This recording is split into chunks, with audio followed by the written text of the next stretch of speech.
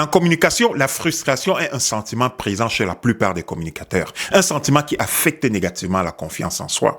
Elle représente une évolution des attentes, un signe que vos besoins ne sont plus alignés avec ceux de votre auditoire. Mais toutefois, si vous considérez prendre la parole en public et que vous ne possédez pas les bons outils pour bien gérer cette frustration, alors il vous sera difficile de vous affirmer en tant qu'orateur. Votre objectif est alors de transformer vos détracteurs en alliés. Mais comment y arriver? Comment surmonter ces frustrations et savoir dire non sans toutefois rentrer dans des conflits?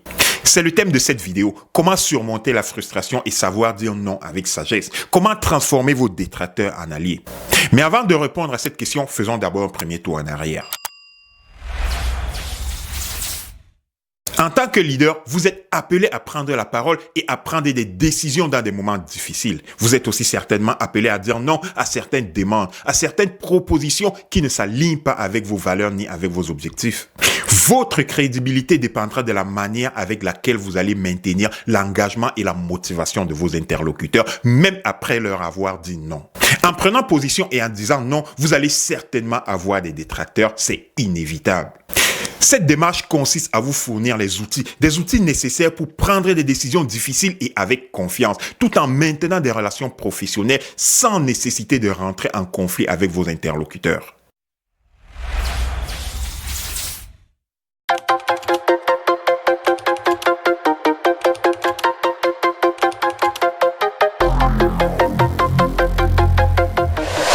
Bonjour, c'est Abel de Pac-B Motivation, coach d'affaires, leadership et communication stratégique. Et comme d'habitude, je suis plein d'énergie. Dans la vidéo d'aujourd'hui, nous abordons un sujet qui concerne chacun d'entre nous. Nous allons parler de leadership, de communication et des stratégies qui vous aideront à comprendre comment faire face à la critique et à garder toute votre motivation dans un environnement de plus en plus exigeant sans jamais perdre l'efficacité de votre prise de parole en public et sans jamais rentrer dans des conflits. En tant qu'orateur, la communication est bien plus qu'un outil de travail, c'est un art. Et pour exceller dans cet art, la confiance en soi, l'estime de soi sont les moteurs de votre réussite. Cette mission peut facilement être compromise, surtout lorsqu'on fait face aux critiques. Simplement parce qu'en tant que leader, en tant qu'orateur, vous êtes beaucoup plus souvent sous les projecteurs et vous êtes exposé à des opinions de ceux qui vous observent. Si vous êtes nouveau sur cette chaîne et si le leadership et la maîtrise de l'art oratoire vous parlent, alors vous êtes à la bonne place parce que la communication est omniprésente dans notre quotidien et le leadership de nos jours est devenu un mode de vie. Mais avant de tomber dans le vif du sujet, n'oubliez pas de vous abonner à cette chaîne si ce n'est pas encore fait et de cliquer sur la petite cloche de notification pour ne manquer aucune de nos prochaines vidéos sur des sujets tout aussi captivants.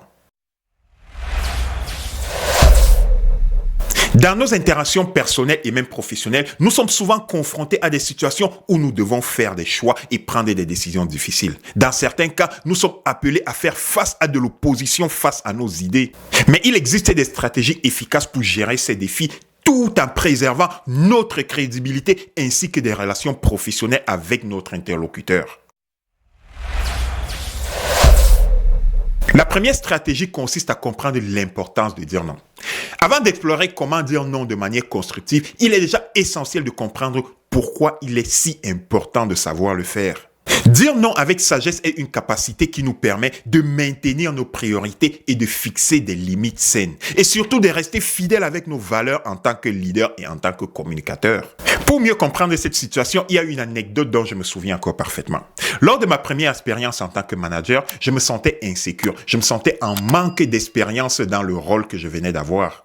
J'avais tendance à me fier aux employés beaucoup plus vétérans que moi dans l'organisation. Et bien évidemment, j'ai eu du mal à dire non lorsqu'ils me faisaient des demandes ou des suggestions qui étaient au-dessus de mes limites. Un peu comme si je devais dire oui à tout le monde tout le temps pour plaire aux autres et même pour me faire apprécier en tant que nouveau gestionnaire. En conséquence, cette situation a conduit à une surcharge de travail pour moi, une baisse de la qualité de mes résultats. J'en prenais trop sur mes épaules. Je disais oui à tout le monde, tout le temps. Cette expérience m'a appris que dire non de manière proactive permet de fixer des limites et c'est souvent bénéfique pour tout le monde. La deuxième stratégie consiste à trouver la bonne approche pour dire non de manière constructive. Pour y arriver, la première étape est l'écoute active et l'empathie. Commencez par écouter attentivement les préoccupations des autres avant de les juger et montrer de l'empathie pour leur point de vue. La deuxième étape pour y arriver est d'expliquer votre raisonnement. Soyez transparent en expliquant les raisons derrière votre décision de dire non. Lorsque vous expliquez les raisons de votre refus, vous avez beaucoup plus de chances de faire respecter votre choix.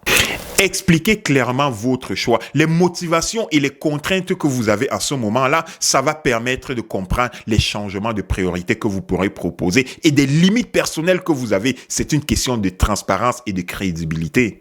Par exemple, vous pourrez dire à quelqu'un, à cause des engagements et des limitations que nous avons en ce moment, il est impossible d'accepter votre demande sans compromettre la qualité de votre travail. De cette façon, vous démontrez que vous comprenez son besoin, mais vous mettez en avant les limitations que vous avez. Vous êtes transparent et vous vous engagez à lui fournir un travail de qualité s'il vous permet de rester dans vos limites. En mettant ces balises-là, vous avez la capacité de mettre en place une structure qui va renforcer ces liens de confiance et de crédibilité. C'est pour cela que la communication claire est importante pour votre crédibilité en tant que communicateur.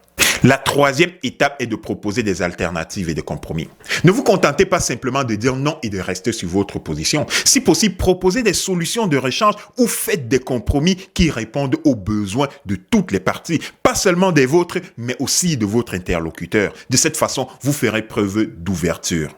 Par exemple, lors d'une rencontre avec vos supérieurs hiérarchiques, vos partenaires d'affaires ou même vos collègues, vous pourrez leur dire, écoutez, nous pourrons déplacer cette réunion à une date ultérieure parce que nous ne disposons pas suffisamment de ressources en ce moment. Ainsi, vous ferez preuve de transparence et de professionnalisme.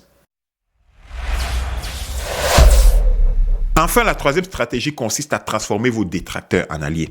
La première étape pour y arriver lorsque vous voulez vous lancer dans cette procédure est d'être capable de faire face à de l'opposition lorsque vous présentez des idées. Au lieu de vous mettre sur la défensive et vouloir contre-attaquer immédiatement, écoutez ce qu'on vous reproche et reformulez ces éléments. La reformulation est la base, la clé du succès pour faire face à de l'opposition lorsque vous prenez la parole en public. Écoutez attentivement les préoccupations ou les remarques qu'on vous fait pour être capable d'identifier vos détracteurs et être capable de les transformer en alliés. Ce processus consiste à reformuler les idées de manière positive pour montrer que vous comprenez leur point de vue, mais vous les transformez de manière positive pour changer déjà l'aperçu de ce qu'on vous a dit. Pour mieux comprendre ce que je viens de dire, voici un scénario qui pourrait vous aider à mieux mettre cette situation en contexte. Vous pourrez par exemple dire à quelqu'un lors d'une confrontation, « Si j'ai bien compris, vous pensez que l'approche que vous venez de me suggérer pourrait être améliorée si on inclut X, Y, Z. C'est bien ça ?» Automatiquement, cette personne se sentira comprise. Elle va se sentir beaucoup plus rapprochée de vous et elle sera moins sur la défensive, simplement parce que vous avez reformulé ce que vous lui avez dit en mentionnant cet aspect sous un côté négatif sans déformer son approche, simplement en le présentant du côté positif. Immédiatement, vous allez constater que cette personne est beaucoup plus ouverte à vous écouter et en même temps, elle sera prête à collaborer avec vous parce qu'elle s'est sentie comprise malgré vos différences. Vous avez compris son point de vue, vous avez reformulé sa question pour la présenter de manière positive sans toutefois changer ses propos, mais en présentant son point de manière positive, ce qui est pour vous une petite victoire dans cette confrontation. Vous ferez preuve de maîtrise de la situation et d'expertise dans vos talents de communicateur. La deuxième étape pour atteindre cet objectif est de trouver les points communs. Lorsque vous êtes face à une confrontation, vous êtes appelé à communiquer avec un public de manière efficace, créer des points de connexion. Identifiez les points qui vous conduiront vers un terrain d'entente avec votre auditoire. Ici, il ne s'agit pas de gestion de conflit, mais il s'agit de faire face à de l'opposition. Lorsque vous prenez la parole en public, en tant que leader ou en tant que communicateur, vous allez vous faire des détracteurs parce que vous ne pouvez pas plaire à tout le monde. On va vous reprocher votre style de communication. On va vous reprocher la manière avec laquelle vous transmettez ce message et on pourra même vous reprocher sur votre physique, sur votre façon d'utiliser cet art de communication.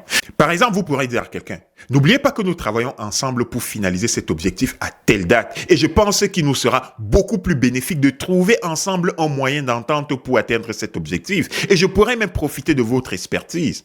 Cette phrase aidera votre détracteur à monter en estime de soi, à se sentir beaucoup plus impliqué, ce qui va ouvrir les portes de la collaboration. Ici, il ne s'agit pas de gestion des conflits, mais il s'agit d'efficacité dans la communication. Lorsque vous êtes appelé à interagir avec des gens, à communiquer avec des gens, vous allez certainement vous faire des détracteurs parce qu'il y a des gens qui vont vous critiquer pour le message que vous portez ou simplement qui vont vous critiquer pour la méthode que vous avez employée pour communiquer ce message-là. Alors, la réussite de votre mandat est d'être capable de trouver des terrains d'entente, de connecter et d'engager votre auditoire. C'est de là que vous allez vous démarquer par vos talents de communicateur et par votre expertise, votre démonstration du contrôle de la situation.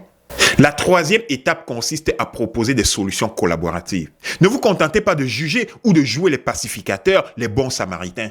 Engagez-vous de manière considérable à collaborer en proposant des solutions concrètes tout en offrant des alternatives qui vont inciter à la solution. En résumé, que vous soyez un professionnel de la communication ou pas, dire non de manière constructive et transformer vos détracteurs en alliés sont des compétences essentielles pour tout leader. La communication est un pilier du leadership et la capacité à dire non de manière constructive sans entrer en conflit est un aspect crucial pour la communication efficace. Alors, lorsqu'on prend la parole en public en tant que leader, on s'expose à faire face à du rejet, à de l'opposition, que ce soit par nos idées ou simplement à travers le message que nous portons. Et dans ce rôle, nous sommes portés très souvent à dire non, ce qui n'est jamais facile. Maintenant que nous avons exploré les stratégies efficaces pour dire non de manière constructive et vous savez maintenant comment transformer vos détracteurs en alliés, il est temps de passer à l'action. Soyez prêts à briser les règles pour trouver votre style de communication et rester authentique. Vous allez observer comment votre leadership et vos habiletés en communication vont se transformer. Souvenez-vous que chaque critique est une opportunité de croissance. Chaque défi est une occasion de devenir beaucoup plus fort et résilient. Ne laissez jamais la peur de dire non vous empêcher de vous affirmer avec leadership et charisme. Restez fidèle à vous-même, restez concentré sur vos objectifs et continuez d'avancer avec courage et détermination. C'est ainsi qu'on forme les grands leaders et des communicateurs extra. C'est tout pour aujourd'hui en espérant que vous avez trouvé ces informations utiles et que vous les mettrez en pratique. Pour ne rien manquer, abonnez-vous à cette chaîne et rejoignez-nous dans un prochain épisode dans le contexte du leadership authentique. Cliquez sur la petite cloche de notification pour ne manquer aucune de nos prochaines vidéos sur des sujets tout aussi captivants.